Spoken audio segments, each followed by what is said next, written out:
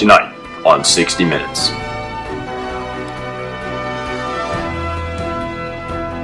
Tonight we have an exclusive interview with the 41st President of the United States, George H.W. Bush, who served as President from 1989 to 1993 and was a Republican. Now old, he was just recently released from the hospital.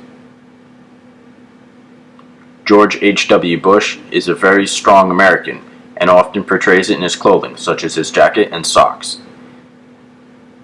He orchestrated operations such as Desert Shield in Iraq and Kuwait. He is also followed by his son, George W. Bush, who is the 43rd President of the United States. He is now very old and may not be around for much longer, so this interview is very critical. Mr. Bush, could you describe your political activity before your presidency? Before I was president, I held several high-ranking posts in government, including UN ambassador, U.S. representative for the state of Texas, CIA director, National Republican Committee chairman, and I was vice president under Reagan. You won the presidential election in 1988 against Democrat Michael Dukakis. What were your original goals when entering into the White House? I wanted to continue the legacy of Reagan and his example. I wanted to make no radical changes. I was going to oppose abortion, flag burnings. I was going to support the community in volunteering and free trade, reduce and maintain taxes, and I was going to try to help the education system. Did you stay true to the promise of not increasing taxes? For the sake of compromise, unfortunately, no. I had to slightly increase taxes to pass the budget in 1991.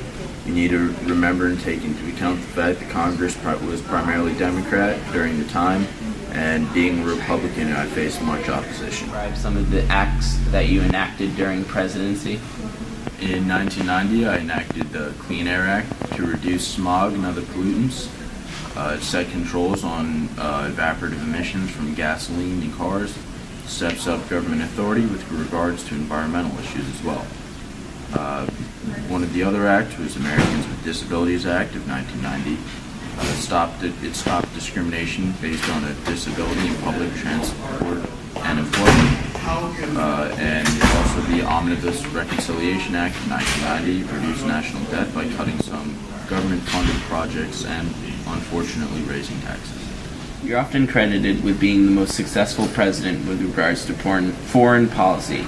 Could you describe how you dealt with the situations abroad in Panama and Iraq? First, in Iraq, we were clearly caught off guard with the invasion of Kuwait. Arab countries joined a coalition to prevent Iraq from ruining Kuwait. Operation Desert Shield, immediate withdrawal of Iraq from Kuwait. It also restored the Kuwait government, stability in the Middle East, and protected Americans abroad.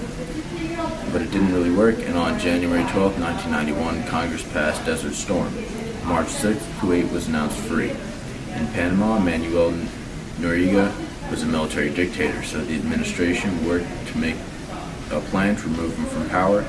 The government had gotten intelligence that Noriega had killed an army member and attacked another as well as his wife, so this justified just cause for the operation. The U.S. sent 10,000 additional troops and forced Noriega to surrender, ending his reign. Back on your years of presidency, Mr. Bush, what precedents or legacy do you think you left? We restored confidence in the military, which had been shattered since Vietnam. We put some faith back into them and gave the U.S. population hope. We proved that the U.S. could solve problems in foreign countries. I'm very proud. George Bush, my son, served 2 terms, and I'm hoping it will be very likely that Jeb Bush will win the next election. Mr. Bush? It's an absolute pleasure.